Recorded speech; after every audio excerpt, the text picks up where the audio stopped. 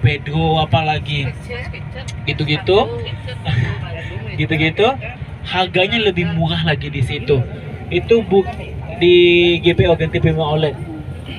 Itu lebih murah lagi, jauh lebih murah daripada di butik. Karena apa?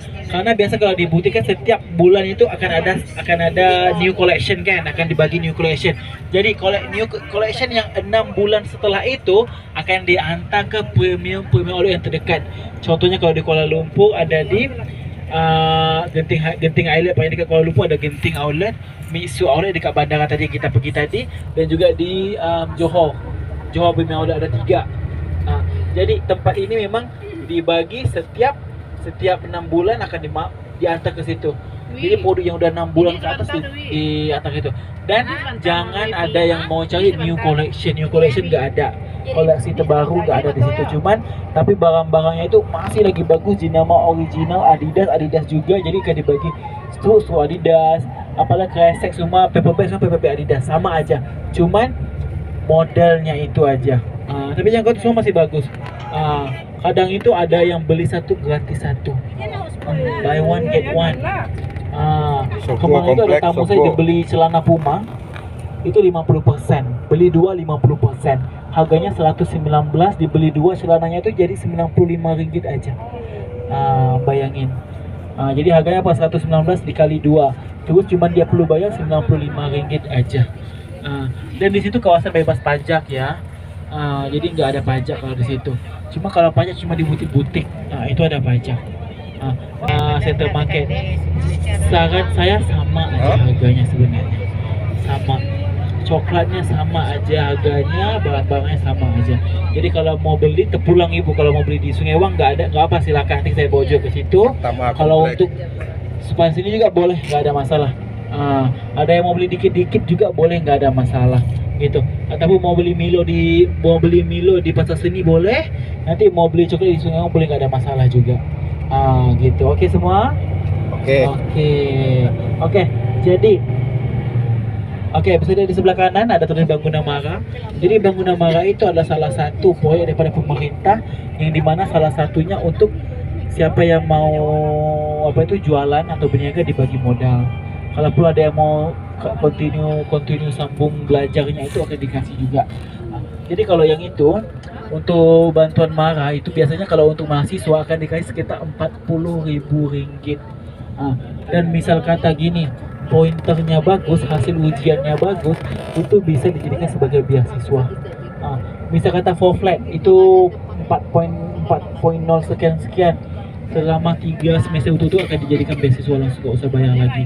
Tapi misal kata 3.7, 3.8 ada sekitar 70% diskon, 80% diskon begitu. Ya, kayak teman saya itu dia itu daripada Rp40.000 cuman harus dibayar Rp7.000 saja. Karena pointernya lumayan bagus, cuma nggak for flat aja begitu. Oke. Seperti yang saya bilang tadi, di Malaysia ini kita ada 3 kaum utama ya. Kita ada Melayu, mayoritas adalah Melayu, Cina dan juga India. Jadi bagaimana terbentuk 3 kaum ini? Kalau yang Cina ini datang daripada tanah besar Cina. Karena dulu Malaysia terkenal dengan negara pertanian gitu. Jadi pertanian kenapa dijajah oleh British dulu? Yang beli orang Melayu. Gitu. Tapi bisa kata mau diwariskan ke yang non Melayu, yang itu nggak boleh. Begitu. Oke, seterusnya kalau di Malaysia ini, kalau untuk sekolahnya pula kita ada 3 sekolah. Sekolah Melayu, Cina dan juga India. Dan 3-3 ini dibangun oleh pemerintah. Misal kata saya orang Melayu mau sekolah Cina boleh, nggak ada masalah. Cina mau sekolah di sekolah Melayu, sekolah India pun nggak ada masalah. Jadi ketiga-tiga sekolah ini dibangunkan adalah salah satu bentuk investasi negara kepada rakyat. Supaya apa? Supaya untuk membesarkan lagi bisnis ataupun pergaulannya, ataupun lagi misal kata apapun itulah yang berkaitan dengan pendapatan ataupun pelajaran pendidikan gitu. Karena apa? Karena untuk Malaysia ini sendiri seperti saya bilang ya, total penduduk ada sekitar 34 juta orang. Jadi Malaysia tergolong adalah negara yang paling kecil di Asia Tenggara. Jadi bagaimana negara yang sekecil ini, seimut ini bisa dibilang ya, mau berdaya saing sama negara-negara luar. Daripada segi pendapatan, daripada segi tempat, itu semua agak susah. Dan pernah dengar nggak kalau di Malaysia ini kalau mau berobat murah di Malaysia, Kalau mau tiket daripada Jakarta ke Bali, mendingan ke Malaysia aja, lebih murah, betul kan? Karena itu harganya sudah dikawal oleh pemerintah sebenarnya. Bagaimana supaya untuk menarik investor dan juga menarik wisata luar, karena wisata adalah salah satu sumber pendapatan terbesar negara. Karena itu jangan kaget karena apa kalau ada yang bilang oh beli tiket di Malaysia itu lumayan murah, ke Malaysia aja gitu. Kalau mau berobat ke Malaysia aja karena dokter-dokternya gini-gini harganya sekian-sekian begitu. Dan bisa kata gini, kalau kamu pergi konsultasi sama dokter di Malaysia, bisa kata kalau kamu bilang obatnya mahal, gak akan ada yang maksa kamu beli obatnya itu. Nanti dokternya akan bagi kamu satu surat, beli aja di mana kamu rasa ada, dibagi saja resip suratnya itu ke dipanggil farmasi lah, farmasi terdekat pulang kamu. Dan di Malaysia ini antara obat yang termurah juga. Misal kata kalau ada tamu-tamu saya sebelumnya yang pernah saya bawa itu kepala rumah sakit, dia itu ke Malaysia itu kebanyakannya bohong obat. Kenapa dia bilang obat di Malaysia murah begitu. Jadi saya akui juga begitu, karena untuk mafia obat di Malaysia ini hampir nggak ada. Karena kalau di Malaysia ini untuk berobat orang lokal biayanya cuma RM1 saja. Karena kita nggak ada BPJS, kita cuma diberikan rumah sakit pemerintah yang dibangunkan oleh pemerintah lah, dipanggil sebagai hospital kerajaan, ataupun dipanggil rumah sakit negeri ya kalau Indonesia, rumah sakit negeri. Jadi ini dipanggil hospital kerajaan yang dibangunkan di Kuala Lumpur ada, selama di semua tempat ada. Kalau di kampung-kampung ada namanya klinik, biayanya cuma RM1. Kamu tipes, kamu demam, kamu sakit, kecelakaan atau apa itu, kamu masuk RM1 udah dapat obat full. Kalau kamu demam, kamu pergi obat kalau itu harga RM2, kamu nggak cukup duit, ke situ aja.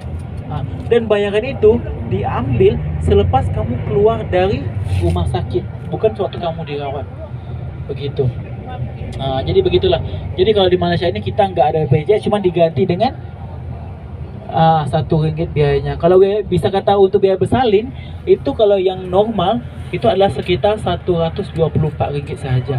Kalau yang sesar itu RM150. Nyaman, senyaman-nyamannya, toiletnya bersih semua, nggak ada masalah gitu. Karena kemarin itu ada yang komplain orang Indonesia ya, ini dia itu menikah sama orang Malaysia. Jadi dia itu suatu bersalin, dia itu ke rumah sakit pemerintah, dan dia bilang dia itu komplain 5 star punya layanan nggak mungkin. Karena apa? Kalau kamu bayar satu itu, kamu itu mungkin akan tidurnya sama, mungkin bukan rame orang. Jadi udah ada tempat tidurnya sekitar satu tempat itu ada 1, 2, 3, 4, 5, 6. Tapi jaraknya masih nyaman, ada lagi kain gitu. Kalau kamu bisa ada uang dikit, tambah dikit untuk ruangan 2 orang pun ada juga begitu. Dan dia bilang kalau ke toilet nggak ada yang nemenin dia, memang nggak ada, karena rame tempat itu, karena untuk suster itu rame kerjanya banyak gitu. Jadi nggak mungkin ngurusin kamu seorang aja begitu. Tapi untuk daripada segi pengobatan semuanya cukup bagus begitu. Oke? Semua sudah sampai, kita turun, kita makan dulu ya. Udah pernah lapar belum? Udah.